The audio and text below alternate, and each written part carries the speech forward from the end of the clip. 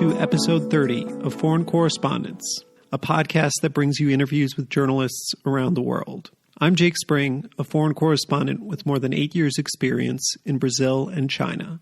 This week, I bring you something pretty different. We've spoken to one photographer before, but this episode we really go deep on photography. I spoke to Ismail Ferdous, a freelance photographer based in New York City. Ismail is something of a photography phenom. He's from Bangladesh, but his first ever publication was in The New Yorker. He's been published all over since then, including for notable work involving refugees and the tragic collapse of a sweatshop in Bangladesh. He now works for National Geographic on a regular basis and has relocated to New York City. I think you'll find the through line of this interview is Ismail's philosophy on how he approaches his photography. I guess you would say it's an if you build it, they will come type approach. He often starts shooting pictures without having any idea about where or when or how they will be published. Sometimes things don't work out, but as you can probably tell from this interview, a lot of times they do. He really believed in himself the whole way, even when he had to hide his aspirations from his parents or couldn't even afford enough memory cards for his camera. And there's really something to be said about that. We also talk in depth about his experience with catching COVID-19, which left him reeling for a couple of months. We spoke as the Black Lives Matter protests surrounding the death of George Floyd were really taking off, and he was just getting back out there taking photos.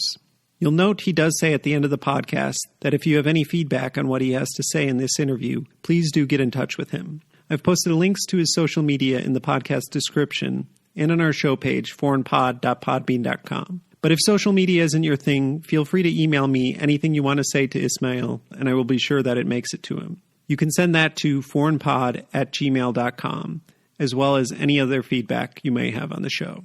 Okay, without further ado, here's my interview with Ismail Ferdous, a freelance photographer in New York City. Thanks so much for coming on the podcast. Thank you. It's nice to be here. So to warm up, if you could just tell me what your surroundings are right now, both where you are geographically and physically, what time it is, and what your last week of work has been like. Right now, I'm in my office. I live in Manhattan, but my office is in Greenpoint in Brooklyn. All my studio mates are gone, out of state because of COVID. So I'm just enjoying the studio by myself. It's pretty nice, this studio, but it's all of a sudden the temperature is going really high, so it's a bit humid. But I'm very stubborn this year not to have a air conditioner because it's just I never liked it. So I hope I will survive this summer without air conditioner. The last week, actually, it's pretty amazing. So I was sick from COVID from the last week of March, and my COVID was not too mild, also not too wild. So I had to go through the recovery process more than 1.5 months. So I was not actually feeling 100%, 100% energy-wise 10 days ago. It's kind of fascinating. As a photojournalist, I was supposed to be traveling to Europe and some other places for work, for meetings and conferences. Everything got canceled. But at the same time, I was sick and laying down and just resting up for almost 2 months. I lost all my muscles. And going even for a small walk was very difficult for me. So it was physical and also mentally, because our job or work, actually, photography, it needs physical strength, but also mental. And also, looking around, everyone's saying, keep distance. I love people. I'm inspired by people. So it was very heartbreaking for me when I was going for a walk to see, 6 feet apart. I definitely follow the rule. I appreciate the rule. But it's in general, all this effort we have been trying in humanity to be together, and now it's stay apart, was very difficult for me to kind of swallow in. So it's been 10 days that the Black Lives Matter movement has been going on all over the country, United States, and of course, New York City. And I've been photographing it from the day two. It's kind of the first time I'm coming back in shooting. I'm coming back in photographing some event, which is really encouraging, which is not only something exciting to photograph, but the cause, the purpose is very important. It's very meaningful. And I live in this country as a person of color. And this is the movement only not for the Black people. It's a movement of all the people from all different countries, from all different cultures. So it's been magical, actually, last few weeks. It's kind of like I got back my hope, which kind of disappeared or kind of evaporated during the lockdown of COVID. And New York had been the epicenter of this country or almost the world. Like, it's so dark time we had to go through. So I would say, I had my best week in last few months. Last week was the best week in last few months. That's great. You've been out at the protest taking photos. Are they going for publication immediately, or who are you shooting for? Honestly, I'm not a very assignment-based photographer. I like to have assignments because I want to get paid. I want to pay my rent. Right. Yeah.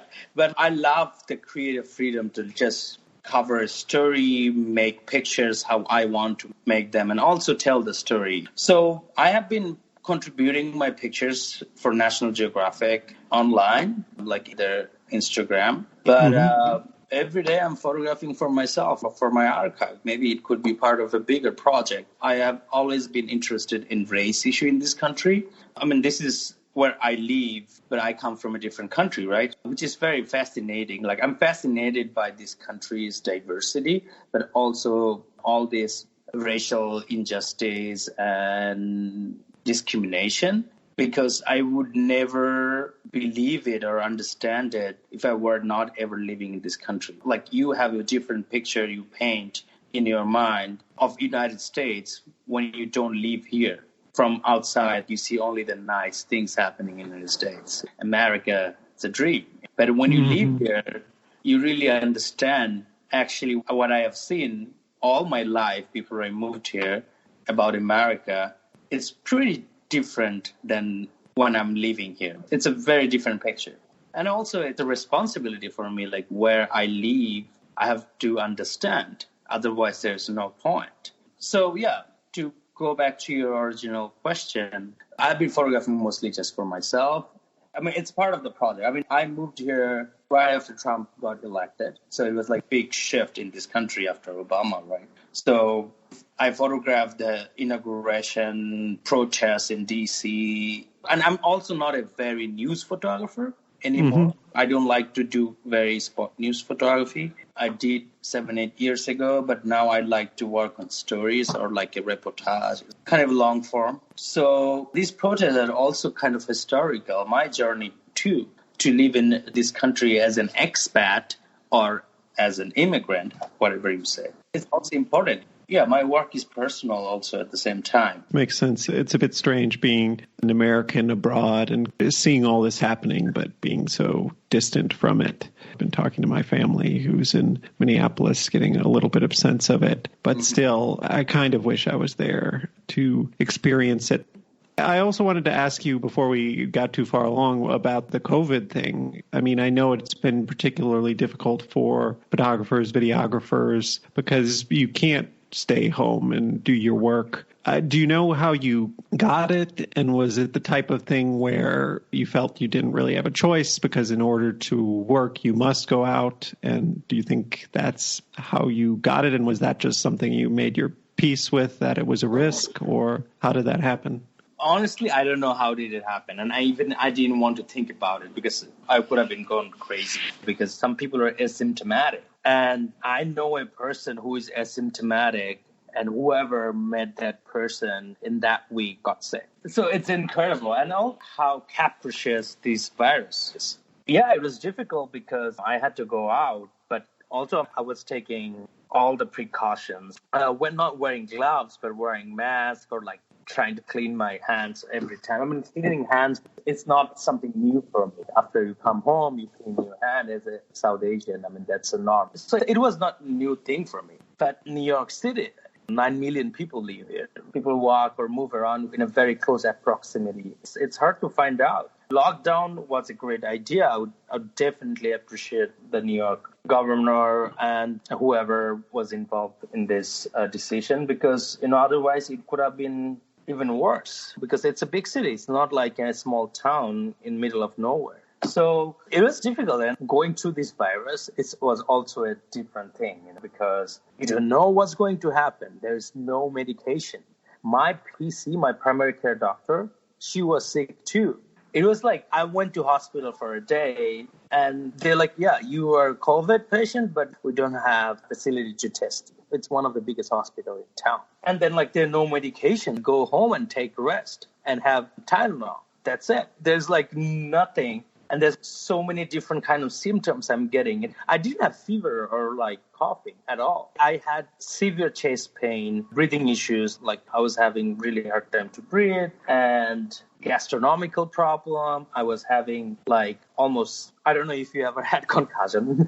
Like it feels like concussion. It is more psychological. I was dazing because I had a concussion a couple of years ago, and I'm like, wow, it feels like concussion. So it was very strange with me, the strain I got.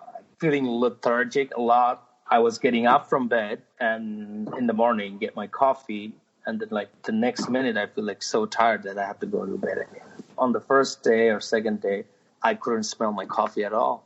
The day I couldn't smell my coffee, I'm like, yeah, I got COVID for sure. So living with that for over a month, I was sick for about 3 weeks, but it took long time to recover from it. Yeah, wow.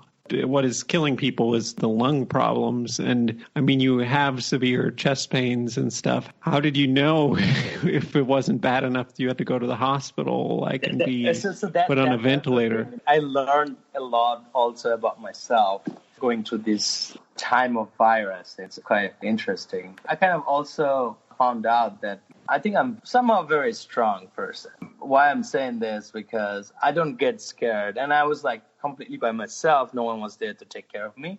Because there's no doctor. There's no one going to tell you what to do. Just stay home, right? So one of my friends, she also got it. And that was the best time, actually. If she was not there on the other side of the phone, it could have been harder. So we are always talking about symptoms. Like whatever I'm getting now, she got like a few days later. So she was like catching up with my symptoms. She also didn't have fever. Very interesting.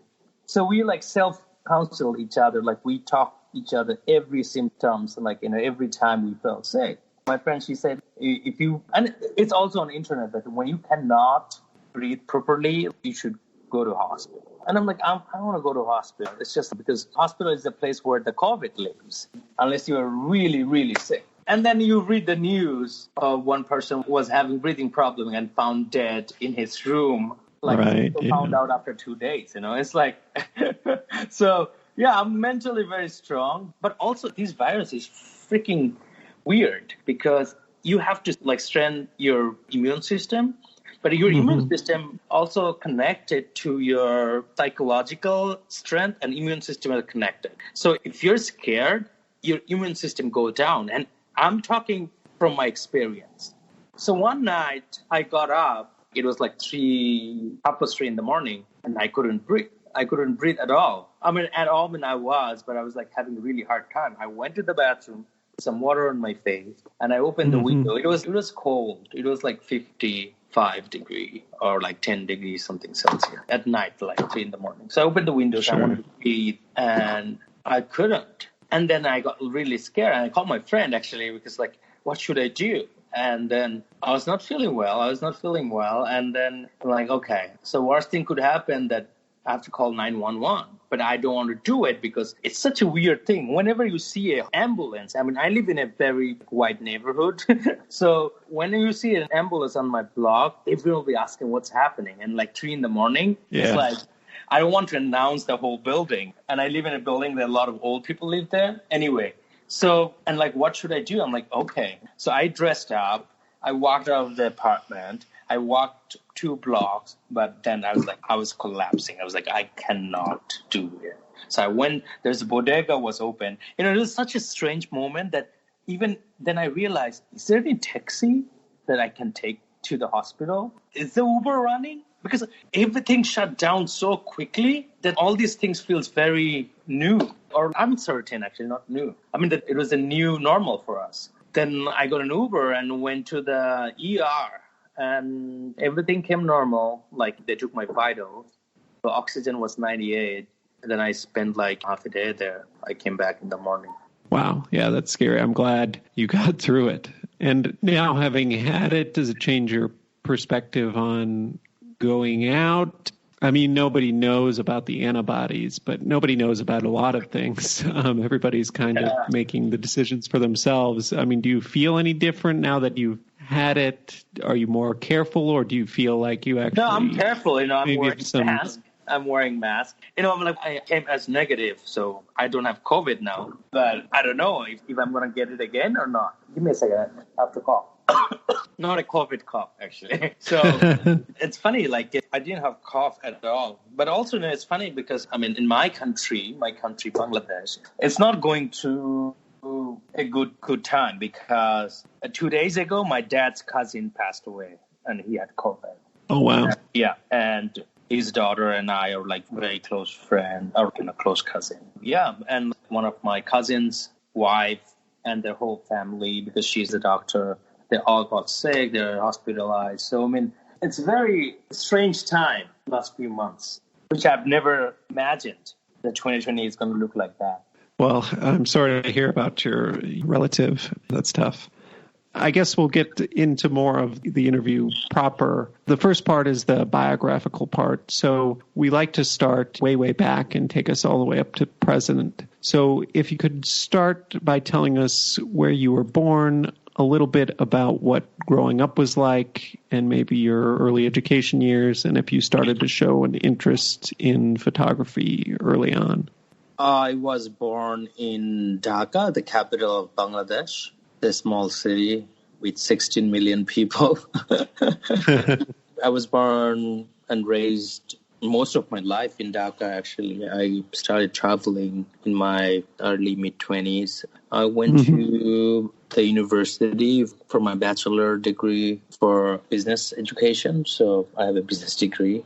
I was marketing major. Yeah, I grew up in a very middle-class family where everyone expected me to be a banker, especially my dad, because he's a retired banker from the central bank, and my cousins are either doctors, engineers, or bankers. So I didn't have any example of an artist or journalist or creative person in my family growing up. Study was the main priority, like education. I come from a family. I'm the only person who doesn't have master's degree. All my cousins, all my sisters, I have a younger sister who are still about to go to college, but all the women and men has master's degree in my family, except me. So back at the time, photography was always something I loved as a kid, but never had opportunity to do it in a proper way. My dad had some film camera. He loves to take pictures too, like he was only taking pictures of family.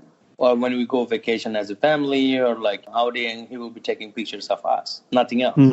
So I remember first time when I tried to take picture with a film SLR camera, just like I think a Russian camera, Zenith. My dad was like, 1:60 at shutter speed, 5.6 aperture. I didn't know what that means, but I was just putting it into the camera and just click it. So I think it was 2009. So the university I went to in Dhaka, East West University, they have a photography club. They were doing an annual photo exhibition. So I went to a annual photo exhibition, I think in 2008, I guess. And I saw like these beautiful pictures were made by my classmates or like my batchmates. And I was like, wow, pretty amazing, actually. I love to take pictures too, but I never tried to take pictures. And why cannot I show my picture? It was kind of like that, how I started. I really got into the idea of getting a camera because I didn't have a proper camera. So long story short, I had to try to save up some money for 6 months and asking my uncles, my dad. So like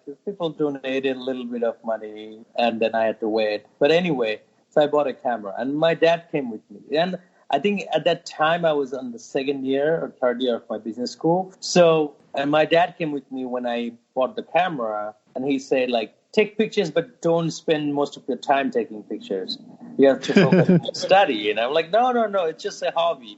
Like, don't take pictures seriously. He was trying to give that message to me, yeah. So, no, never. No, I'm not going to do it. And back at the time, I'm very like other Bangladeshi students going to university. I had a girlfriend, my ex-girlfriend. She always said that if you become a photographer, we're not going to ever get married because my parents will not accept it. You have to have a permanent job, I'm not going to be a photographer. How could I be? And then I started taking pictures. The next year, I submitted for the annual photo exhibition in my university. And I won the first and third and photographer of the year, Oh, wow. So I was like, wow, it's pretty impressive. Like, I can do it, I was very inspired. But like at the same time, I was hiding my camera on my way back home, coming back from university. So I was hiding my camera to my cousin's place. So when I come home from my university class, so my parents don't see I had a camera with me the whole day. Yeah. So I was taking pictures and hiding the whole idea that I'm not taking pictures. I didn't have a job. It's not like America. You do like, part-time jobs or something. Nowadays it happens a little bit. But 10 years ago, it was not like that. So now I see that kids go to coffee shop and work as a barista. But like back at the time, no. Like 10 years ago, it was not like that. So, I didn't have money. I didn't do any clothing shopping for 2 years.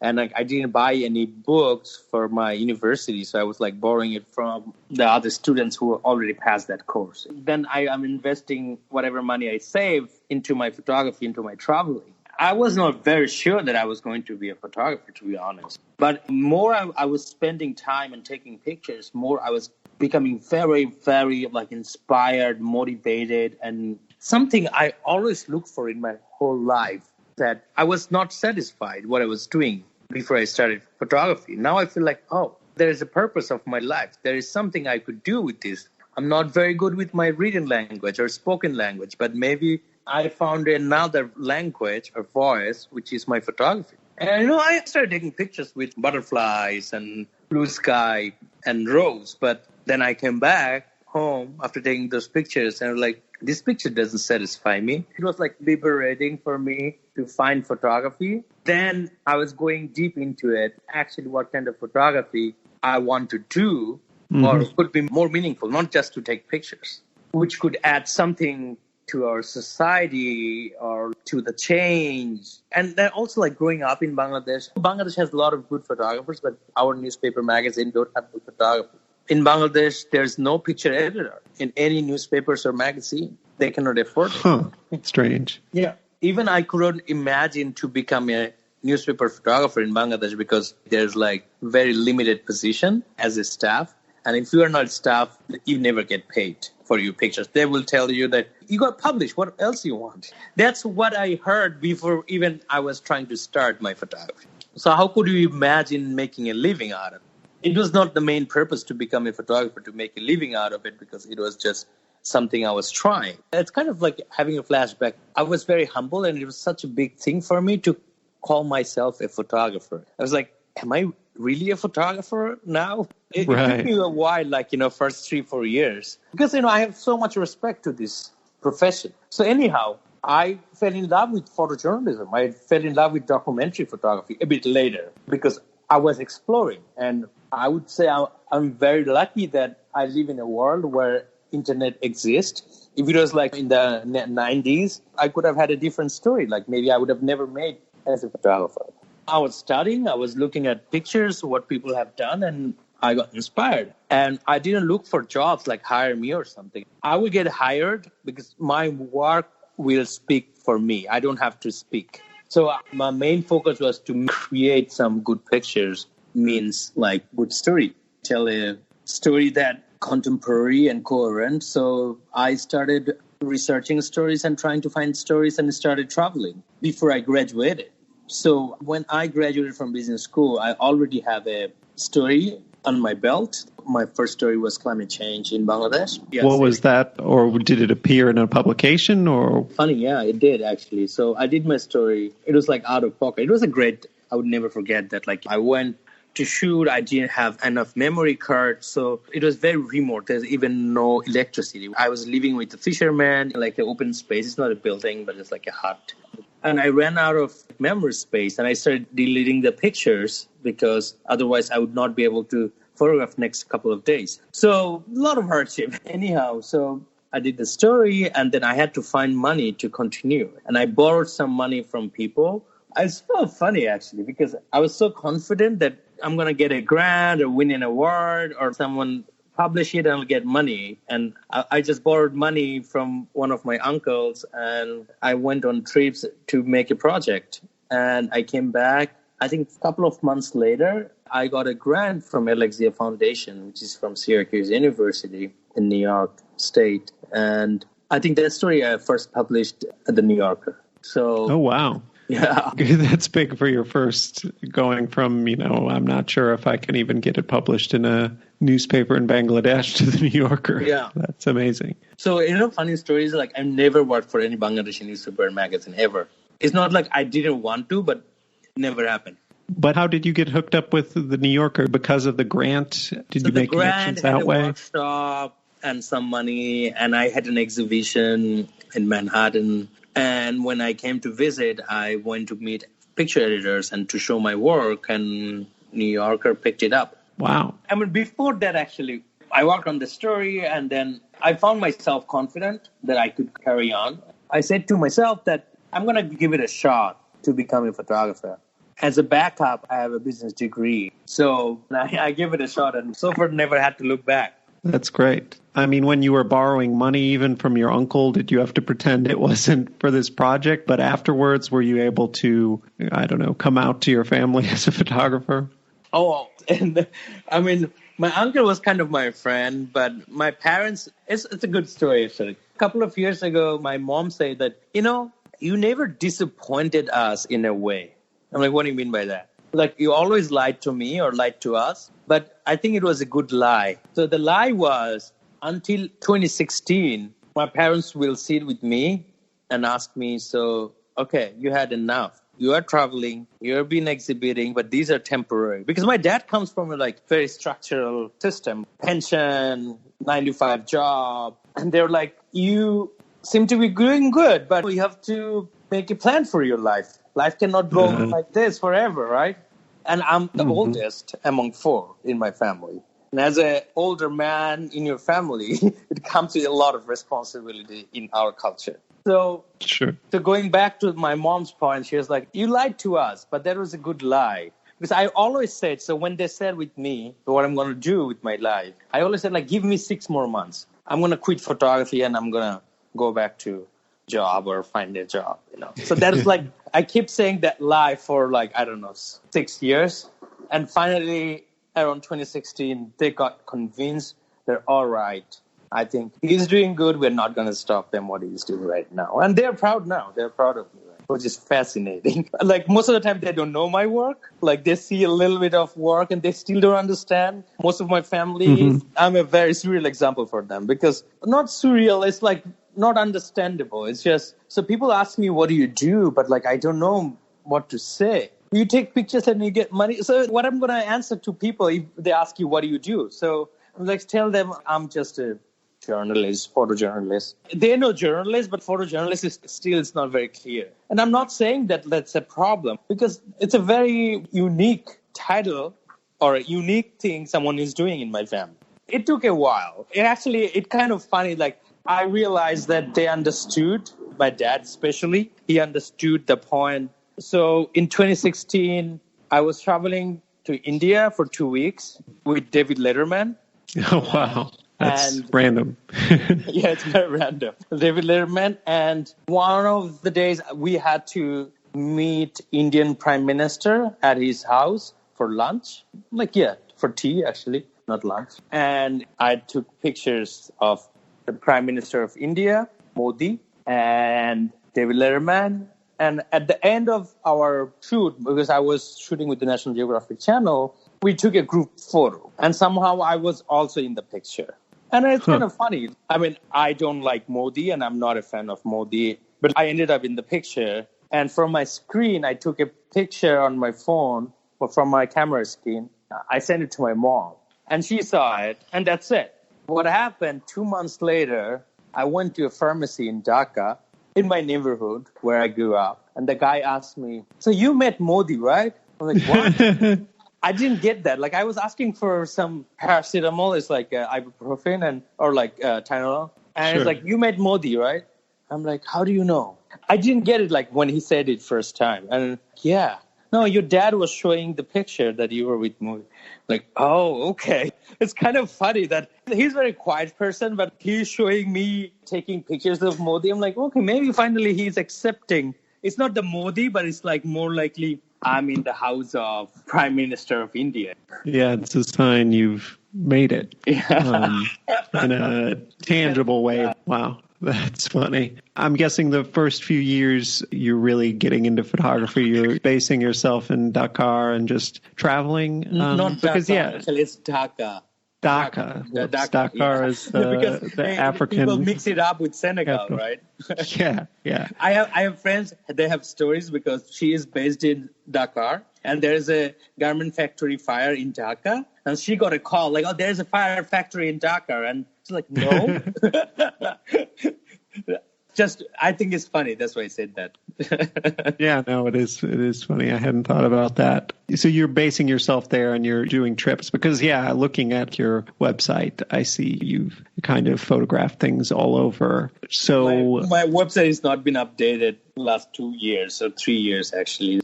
Like I didn't put any story from NatGeo stories.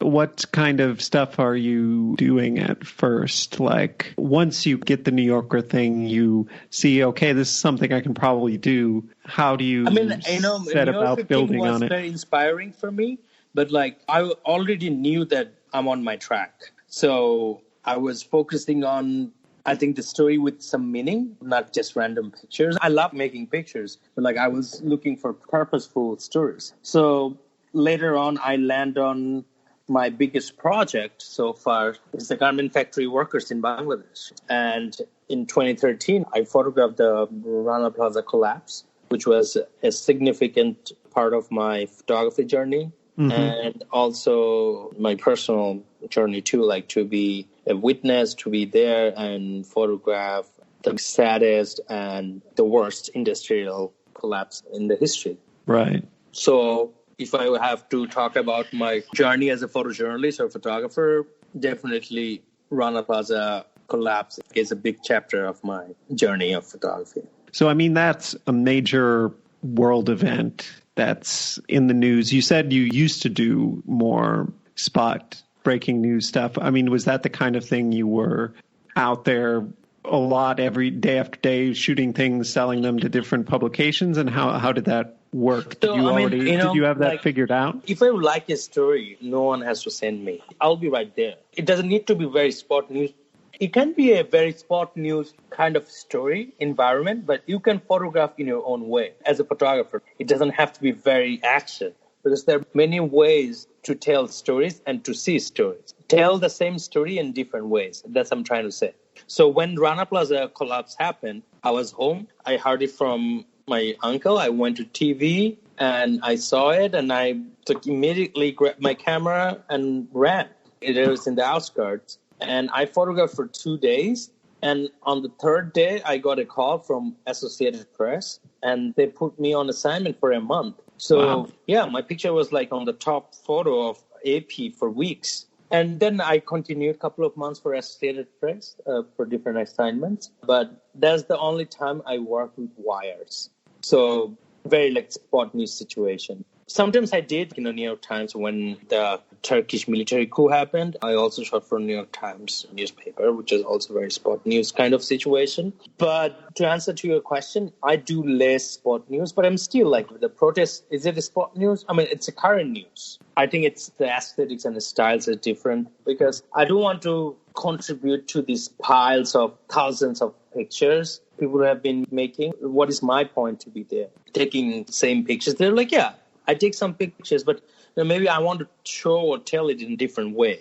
This is how photography can be interesting or also can be boring because if you see same sort of pictures every day, for me, sometimes it's unnecessary because if one moment is taken by 10 photographers, I'm the number 11 showing up the same thing.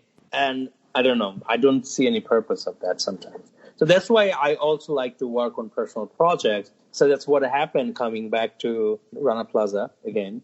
Covered as a spot news, took a break. I didn't know I was traumatized. I spent 6 months in New York City. Back at that time, I was not living in New York. And made a documentary film with a colleague, Nathan. and we published it at the New York Times op doc. And also, I was like 2-3 years old in the industry. I was always trying to find a way like how your picture can be more than just a picture or sitting on your hard drive. So the Deadly Cost of Fashion, the documentary me and my colleague worked on jointly, came from that idea of like, how could I use all these pictures which has not been published? And there's so many pictures I have on my hard drive. Can I give them another life, another chance to speak up for the cause? So yeah, this is how the Deadly Cost of Fashion was born, the documentary. It's a short doc. And then I projected my pictures onto the building of Lincoln Center on the first night of Fashion Week from the Rana Plaza collapse. It's kind of like activism, but I'm not an activist. Maybe I was doing advocacy with my picture. So it had different life, different chapters. That's the idea was one idea, but the use of photography and different media in different ways or different time. Anyway, so later on, 2 years later, in the meantime, I wrote an article about my project for the Harvard magazine, Harvard International Review. Then I had a TEDx talk in Maastricht in the Netherlands, also about the cost of fashion. So 2 years later, in 2015, so 13 was the collapse and 15 on the second year anniversary, I initiated a brave project, I have to say, back at that time, because Instagram was still trying to figure out, it was new. Why I said it's a brave project, because I created a completely personal funded project. Later on, I was funded by the Dutch government. And I actually won the first grant from Getty Images Instagram grant. Instagram gave us money to continue this project. So the project was called After Rana Plaza. I mean, the listeners can look it up on Instagram. Or also, it has a standalone website, afterranaplaza.com. And I posted 200 days in a year on that particular project. And I was taking pictures and posting. And I used Instagram in a very innovative way back at that time, because back at that time, you can only post 15 seconds of video and one video. There's no stories, there's nothing, only square pictures. And, it's funny, like when Instagram saw this project, when I applied for the grant, it's like, oh, it felt like it's like a back-end hack by you on Instagram. We even didn't know that you could use Instagram that way. That way I put the project on Instagram. You actually see it's a picture, but when you tap onto it, it starts talking to you. So I actually put the audios on the top of the pictures and post it as a video, and you can hear the voice of the people who are in the picture. So it was kind of like I use the platform of Instagram we say like, as a photographer or journalist, we give voice to the voiceless people. So I wanted to literalize it. So you see a person and you hear her voice or his voice. It's in Bangla, but I use a caption as a subtitle, caption portion. And if you want to read more, you can go to the website and read about that person like 1,000 words. So I also collaborated with writer because I'm not a writer myself. So I interviewed people or the survivor of Rana Plaza collapse, and also stakeholders. So I played a commentator's role after 2 years, what's happening after 1,130 people died and more than 3,000 people got injured in one building collapse. And these are all underpaid sweatshop factory workers. And so it strikes me that, you take a very, if you build it, they will come type approach where you go do the thing that speaks to you, whether it's running down to the plaza collapse immediately after and starting to shoot before you even know what you're shooting for, or putting these things on Instagram as a way of creative expression or trying to do something original. But it sounds like you start making these things and then I guess people know where to find you when you get a call, or it happens more naturally that it ends up appearing someplace. Is that correct? That's the best thing, right? This is amazing. You have this creative freedom. I don't know. I'm not a good marketer myself. I started marketing, but I'm not a good marketer. You can tell because my website has not been updated last 2 years or even 3 years. So I don't know. I always believe in it. I think I give my 200%. Whatever I believe in it. And I think maybe it comes back to me in a way. I don't know, actually, how to answer that. But I really believe Yeah. Is that really how it worked? Like, did you start making that documentary before you even knew Oh, yeah, absolutely. where it would go? Absolutely. There is a point, actually. This is funny. There's a point, me and my colleague, and I was like, maybe we should not give it to them. We'll just sell. We actually, I think we first said no to New York Times op doc. Oh, wow. Then I think on the second time, we thought of like, okay, maybe they're a good reach, we should do it. So, yeah, there is nothing in my life, nothing can fulfill my any desire but working on my personal project. I love working on personal project. I love working on my personal craft, creating, the issue can be contemporary, the issue can be forgotten, but I think that's the best way as a photographer I can bring stories to the people. Like, for example, the bringing up Rana Plaza. Where was my biggest success of that project? Because I never set a success goal and what I want to reach, because I'm not a business. It's photography. It's personal. It has emotion. It has feelings. I'm not a salesman. So when I went back to photograph these 40 people after 2 years, the survivors of Rana Plaza collapsed. One guy told me he lost his son and his wife. And he told me that I never imagined someone will knock on my door 2 years later and ask me, how am I doing? So these things are very important in my life. This is how I get inspired to work on projects or tell people stories. That's amazing. Yeah, I think it's important because oftentimes we only try to fit what people want. But like sometimes we should think of creating something to show people differently. Right. Creating something to show something in an original way that you want to show it, and creating something you want to see exist in the world rather than something that somebody's already thought of. There's a recognized demand for it.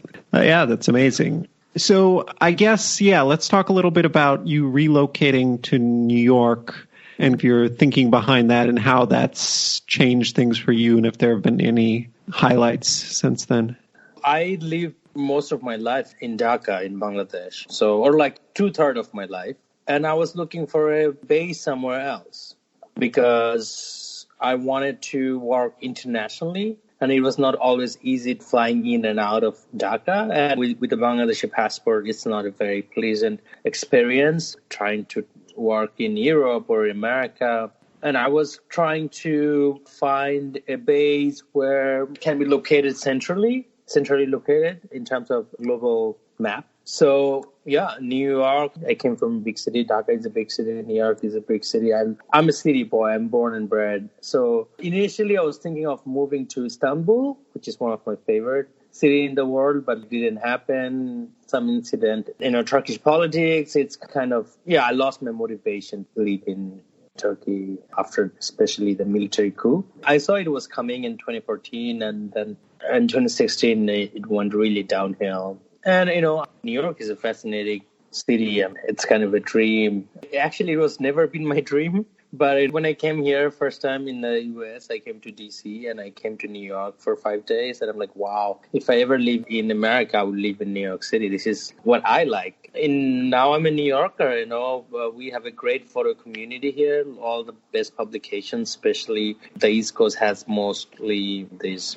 New York Times, New Yorker, National Geographic in the East Coast as well, who I shoot for mostly these days. So, having them around where I live, which is, I think, also, there's like a vibe, inspiring also sometimes to live in New York City as a photographer.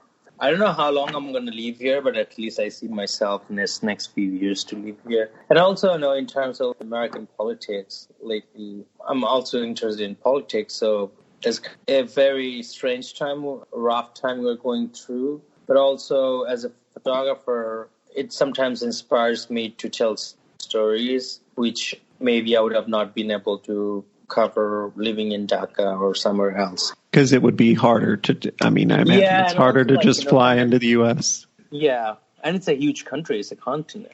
And sometimes if we're too far from the story, like if physically too far, could be also like psychologically too far. So being somewhere and covering the local stories, I think also fascinating. I think it's something definitely gives you an advantage. And what percentage of your work now would you say you do in the U.S. versus doing in other countries? Because you said you wanted a base to do international reporting. I mean, is it half-half? Do you still... Yeah, it used to be a lot of half-half, but now I'm trying to do more stories in the States. It's like I had to change my plan a little bit. It depends. It's not very concrete all the time. This is also kind of interesting of being a freelance photographer. At the beginning, I was mostly working outside the country.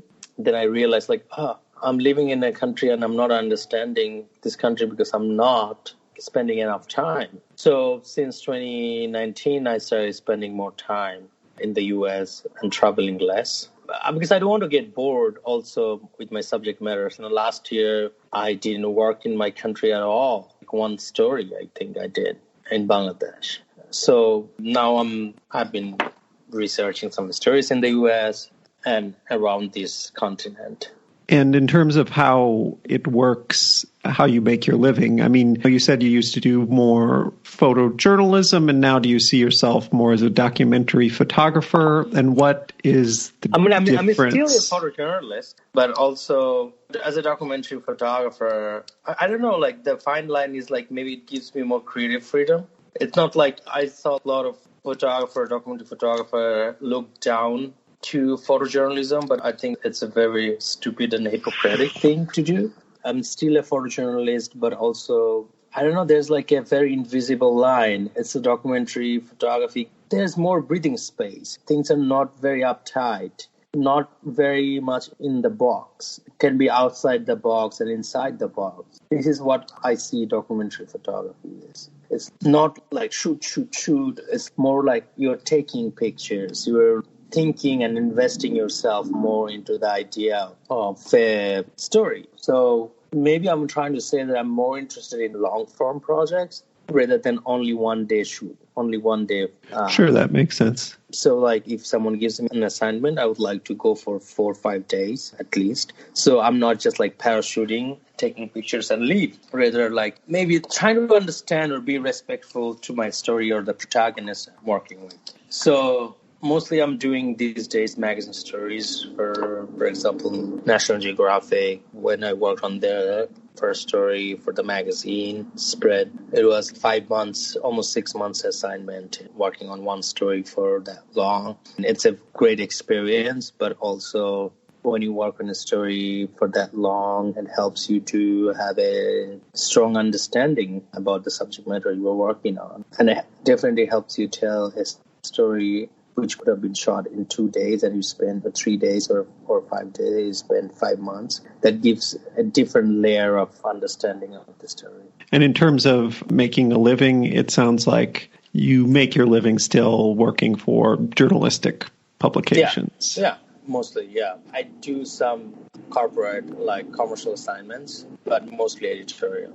Gotcha. So like that David Letterman Modi thing, that must have been, you were taking the photos for the Letterman show sort of thing. It was for National Geographic Climate Change show. Oh, interesting. Yeah, he was a host for that episode. Oh, cool. Let's see. So if it's all right with you, the next part we'll talk about is about stories. To start, I normally actually like to start with a story that got away because it's better to end on a high note with a story you're proud of. So if you can think of a story that quote unquote got away for whatever reason, either you couldn't get access, you couldn't sell an editor on it, you couldn't... It was too dangerous, really a reporting trip that went bad, whatever reason, a story that you wanted to do, but for some reason weren't able to. There's a story I started early in my career. Then I never was able to sell the story, or like no one was interested. And then 5 years later, I got an email out of the blue from a Californian magazine. They want to commission me to do a story. Even they didn't know that I worked on the story. So it's kind of interesting. That could be an example. Sure, yeah. Because also it's important in a way, the story to talk about, because sometimes you feel it's important, but it's like when you create something, you report something, you make some art. Sometimes everyone is not going to understand you. Everyone is not going to believe what you're doing. But if you really believe and you continue doing it, or like you anyhow do it, And then you see what will happen next. It may work out, it may not work out. So I think it's important to listen to yourself, not always get demotivated by what other people say about your work and about your thoughts. I mean, those are like lessons I learned just by doing it. I was demotivated by many people. They're like, oh, it's not going to work out like this. It's not who would care about the story. But it's important to think about your audience. That's really important. But also you should work on stories or you should work on reportage that you also feel connected to and feel important to tell. For me, it's never been like I would only do the story if I get paid well, no matter what, it's a good story, bad story. If it's a good story, I would work for less money. I would not care. Many stories fell apart. I have like so many projects I started and never finished.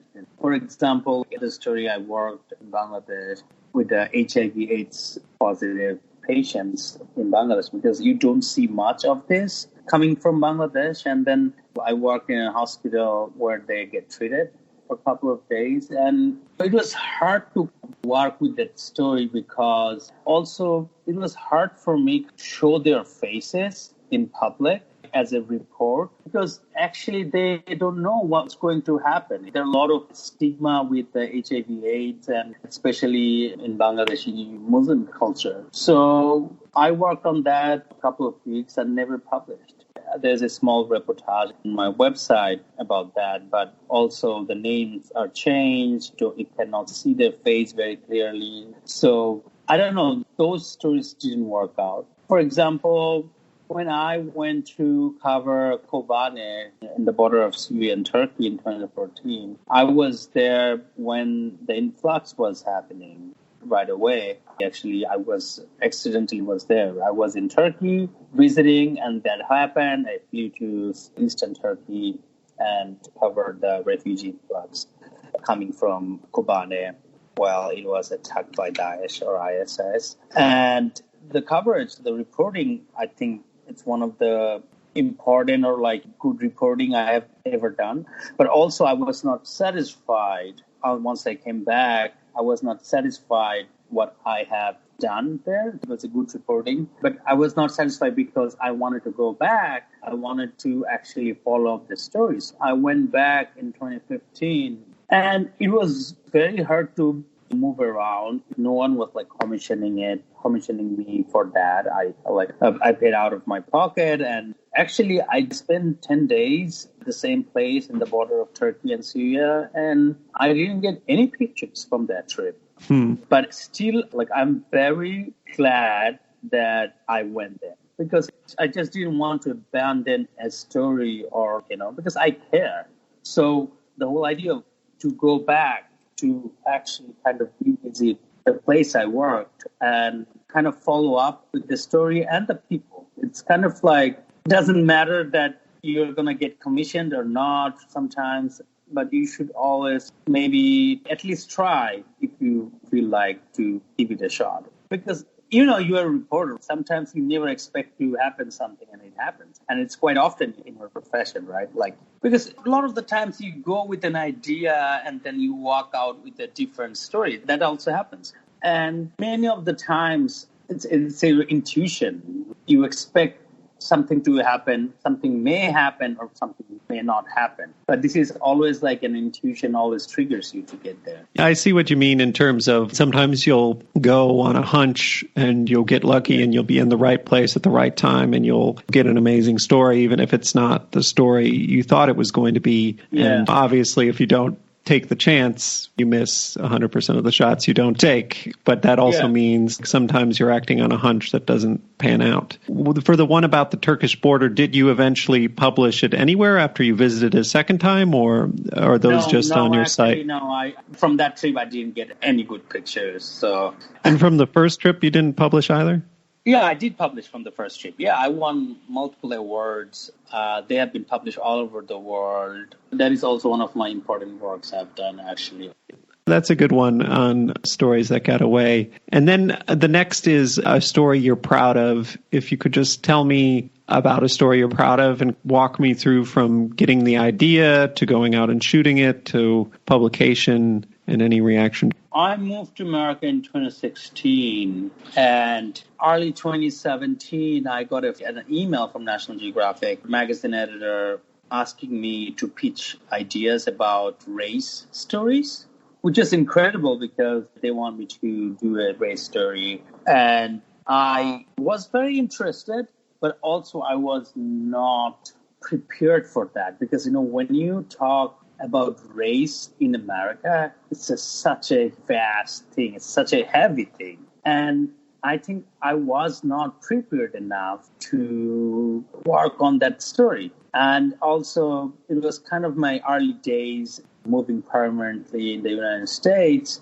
I decided to let it go. I decided not to pitch an idea because I was honest with myself. Like when an editor reaches out to you, you don't want to miss the opportunity. But I was more interested, maybe I would be much more fit for the telling South Asian stories because there's a huge number. I think they're like third largest immigration like right now, or like one of the most educated immigrant groups. South Asians means Indian, Bangladeshi, Pakistani, Sri Lanka in America. And there's because the people who came from those countries, they have a very strong culture. And then you have this American culture. Sometimes it's very confusing that they create this new culture, bringing their own culture and an American culture. And they have this very strong attachment to their culture. Like I know lots of Indian and Bangladeshis, they follow American holidays, but they also do celebrate their own cultures, holidays. Maybe those people were born in America and never been to their own country, but still they practice their cultural celebration. So going back to the original story, I pitched a couple of ideas, but it was too late. I pitched it 2 months late, and there's no way my story is going to be picked up by NatGeo. But I pitched a couple of ideas. Then one idea was about South Asians in America. And why also it is important because most of the South Asians came from their countries like India, Pakistan, Sri Lanka, Nepal, Bangladesh. And there's a huge migration in the 60s and 70s.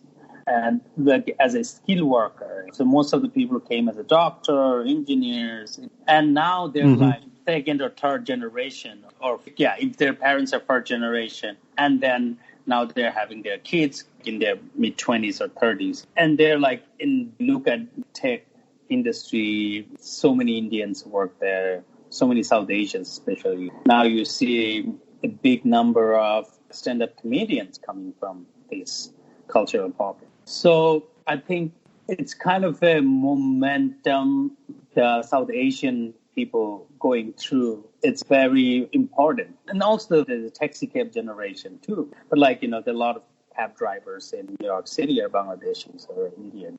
But their children now going to college and educated. It's the beginning of their changing phase of South Asians in this as well.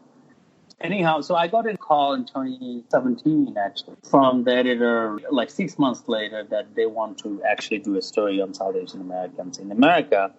I started working on the story in 2017 and worked about 6 months on the story and traveled around America, East Coast, West Coast, Texas, many places, actually.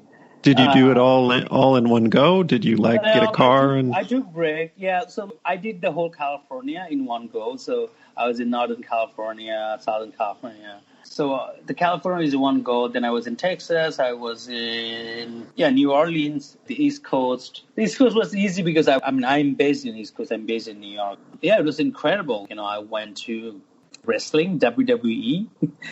So I went to WrestleMania. Is kind of play World Cup in New Orleans. And one of the wrestlers is Pakistani, parents from Pakistan. He was born in Chicago. And he is the first Muslim, South Asian in WrestleMania. It was his first time. It was incredible. But the whole experience at WrestleMania was kind of bizarre as a photographer. Then I was in Silicon Valley. I was in Google and YouTube headquarters.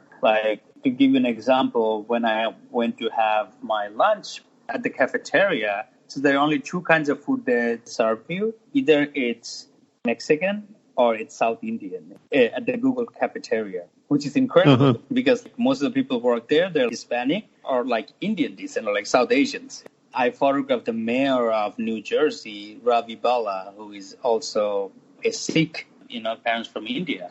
Then I was in Yuba City. It's a small city.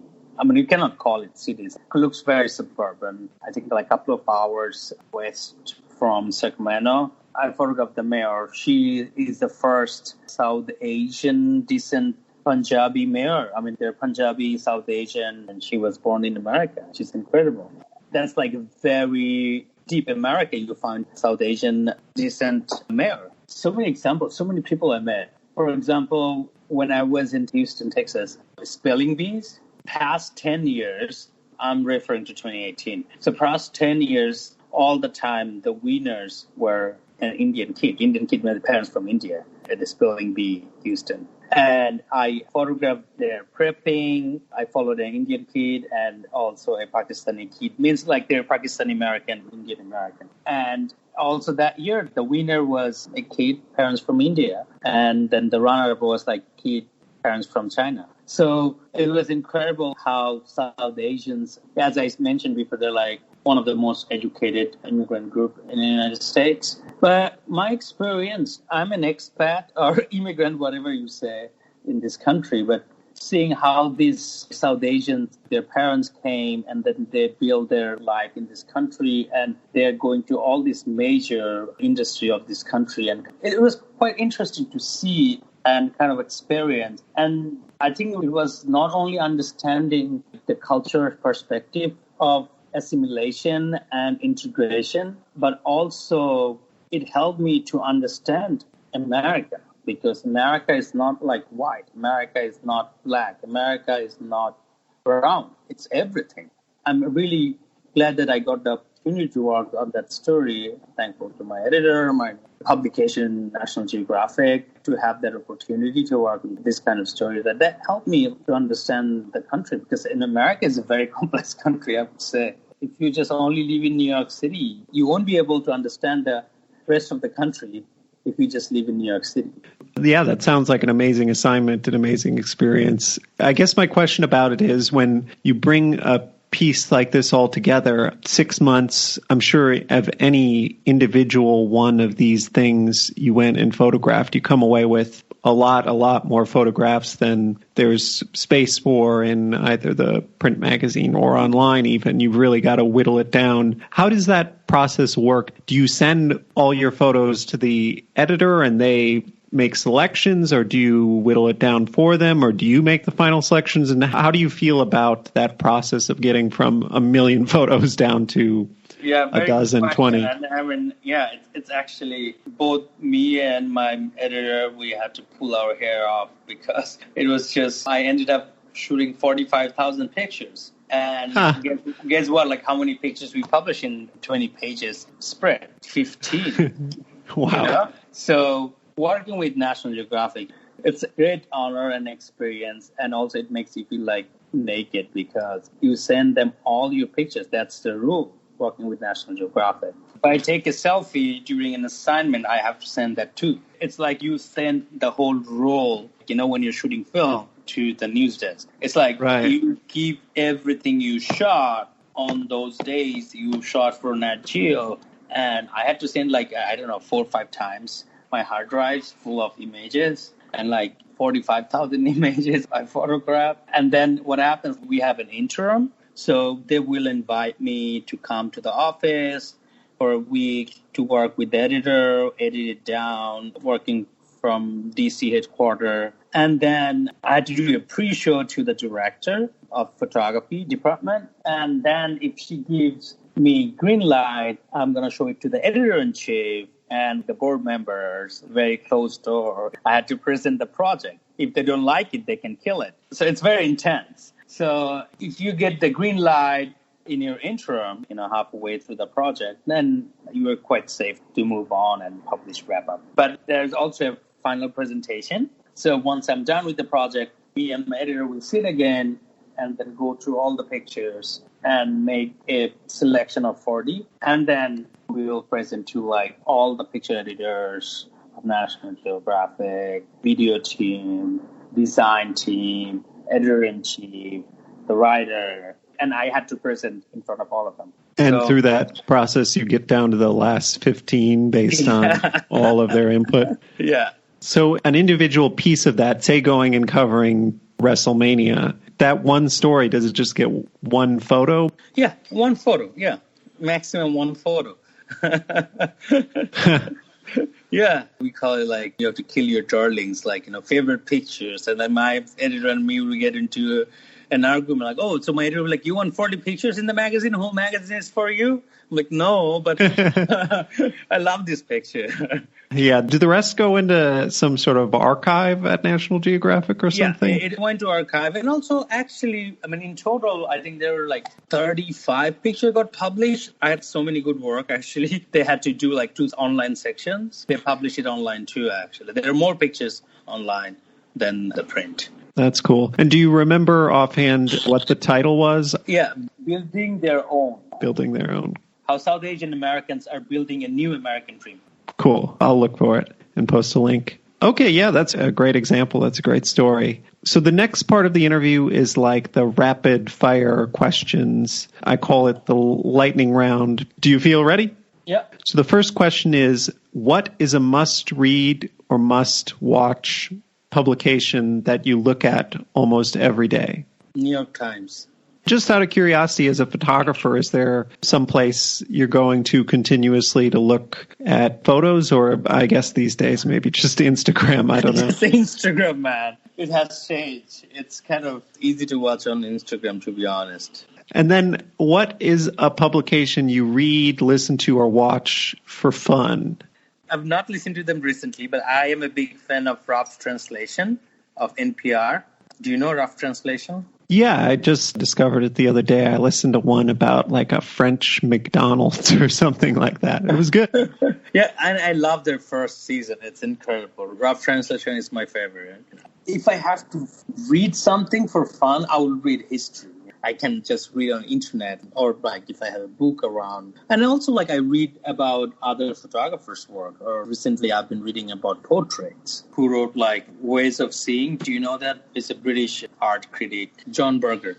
I actually spent a lot of time last couple of years listening to audiobooks about detectives and thrillers.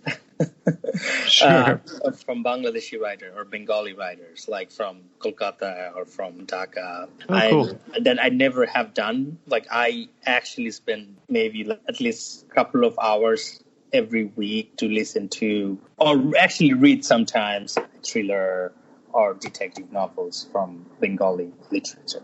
And is it in Bengali or is it in... It's in Bengali, but it's great. Feluda is one of the famous detective characters. Our 007 comes from. Feluda? Yeah. Feluda, like Feluda. And it's written by Satyajit Roy. He's a great filmmaker. Also, he's a writer. Actually, he won honorary Oscar. If you talk about cinema in the 60s and 70s, he's a Bengali. All the big filmmaker will name his name. So he was also a writer. That's cool. And then the next question is, what is the best journalistic article, piece, photo series, really whatever, but if you had to shout out one piece that was really good that you consumed lately, what would it be? Right away on the top of my head, I can remember one story really moved me. 2018, the opioid crisis in America, photographed by James NatGeo, was a cover story by Time. It was incredibly done. Such an important story. It was great reporting. I think that really moved me. I can name many others, but this is just on the top of my head. I think it was a great piece of journalistic reportage, photo and reporting. They spent, I think, 2 years working on that story. And always anything long form, spend more time kind of piece makes me interested and gravitated towards. It was in the paper or in the New York Times Magazine? No, it was Time cover story. Oh, Time Magazine. Gotcha. And what was the name of the photographer? James NatGeo. He's a war photographer. He's a veteran. James NatGeo. There's a movie on him that I saw, this movie, War Photographer. The movie is actually on him, about him covering wars around the world. Cool. Wow. And then the next question is, how do you manage your work-life balance, or do you even believe in it? On Saturday in my studio, I took break. On Sunday, I'm in my studio. On Saturday, I took a break. I almost was coming to my studio. I'm like, no, I'm going to take a break. So I'm going to appreciate it next day. So, yeah, I don't do 9 to 5. Do you do 9 to 5? You don't do, right? Not really, no. So, we work 7 days a week, or maybe we go to the beach on Wednesday morning. I try to find a balance. Actually, last 1 year, I tried to avoid working on weekends. Then I can feed with other friends or whatever they try to do. So I try to do work. But last weekend I worked. And then the next question is Twitter important to you? I don't use it actually often because I don't cover spot news kind of situation. I try, sometimes I have to get some fast information. What's happening? A few weeks ago, I wanted to follow a rally or march. And then I kind of lost it, and I'm trying to figure out, but I couldn't actually figure out also even from Twitter. So, no. And then if you had to trade places with one journalist, living or dead, and you would have their career, who would it be? I don't know, to be honest. Maybe, yeah. Is it okay if I don't answer this question? Yeah, that's fine.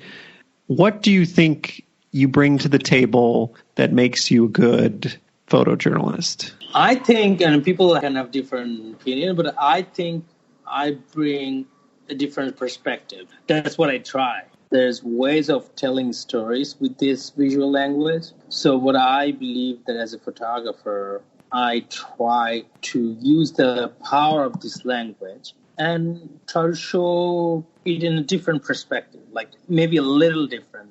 I can talk about it in many different ways. Maybe oftentimes I don't like to state the obvious with my pictures, but go a little off grid, out of the box. Or I can give you an example because I think it's important. When I was covering refugee crisis in Bangladesh, I got a phone call while I was in the camp from another reporter. Oh, did you hear that there's a boat capsized in the shore and the refugees' bodies were found in the shore? And I decided not to take pictures of that. I drove past by that and I decided not. So I made these kind of decisions as a photographer sometimes that I'm not going to take pictures of maybe the dead bodies. That's my completely personal choice. And I was not on an assignment, so I was doing a portrait series of Rohingya refugees on that trip. And actually one of the pictures was nominated for Picture of the Year from that capsized boat, but I never regret. So I don't know if it answers your questions or not. Because you knew somebody else would. Yeah. You wanted to go do something you thought no one else would do, and you knew somebody else would show up and photograph that. Yeah, there are 6, 7 photographers already there. And I'm sure I drove past by, I saw, and I didn't stop. And also not trying constantly to be different, to be honest. I'm trying to do what I actually think or how I see and how I feel about the story. And the story is not about me, it's a story about the people. But also my approach, my present, my actions matter. Maybe this is how I am different.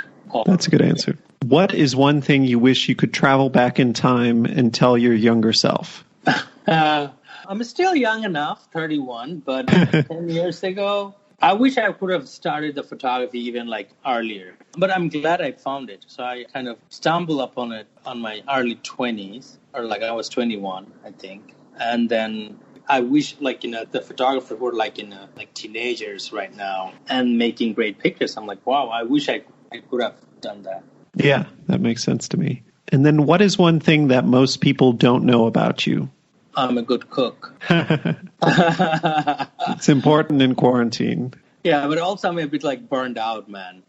I've been cooking every day, 3 meals a day. Lately I'm not trying to go to the kitchen a lot.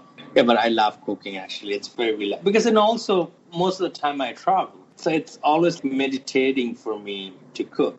But these days I'm cooking a lot, way more than I am usually. I'm the same. I like to cook, but I've been cooking every meal since March 16th. Yeah. So it's exhausting at some point. I would love to order a pizza or something, but I don't. Yeah, I hear you.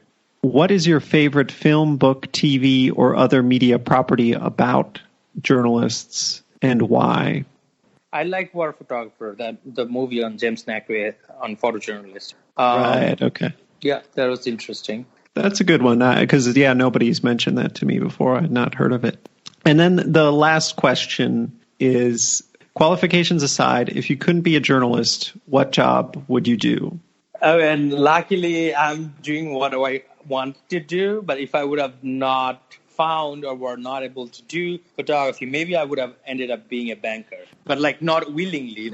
I had to choose. I went to business school or ended up doing business. Right. I mean, is there anything else you ever wanted to try? Well, I always wanted to be a musician, but never happened. Never got a chance to learn. But I love music. I always hung out with my friends who had bands, and I used to listen to metal music until my college. So, yeah. Cool. So that's all my questions. So, I'll just wrap up by saying thanks so much for coming on the podcast. Thank you for having me. It was a pleasure. And I hope I didn't offend anyone because I was very straightforward to my point. I would like to hear feedbacks from people who listen to my podcast so they can reach out to me and say if they agree with me or not. And thanks for doing this. It's great. Cool. Yeah, no, it's been great. You heard the man. To get in touch with him, look for links to his social media accounts and also some of his other work in the episode description or on the show page, foreignpod.podbean.com, or email me at foreignpod@gmail.com, and I can pass it along to him. Anyway, thank you for listening to my conversation with Ismail Ferdous, a freelance photographer in New York City. If you like the show, please subscribe to it in Apple Podcasts, Stitcher, Spotify, YouTube, or wherever you get your podcasts, and please leave a 5-star rating. Beyond that, it would be a huge, huge help if you also write out a positive review saying what you like about the show. It helps get the podcast more attention. Follow or tweet at me on Twitter at @foreignpod. On Facebook, our page is facebook.com/foreignpod. Above all, if you know someone who might like the podcast, please recommend it to them. The show is produced and edited by me. Our music is a track called Love Chances by Mackay Beats. There's more information on that in the podcast description and on our show page. Please look for the next episode to be posted on Sunday, August 9th. Until then, I'm Jake Spring, and this is Foreign Correspondence.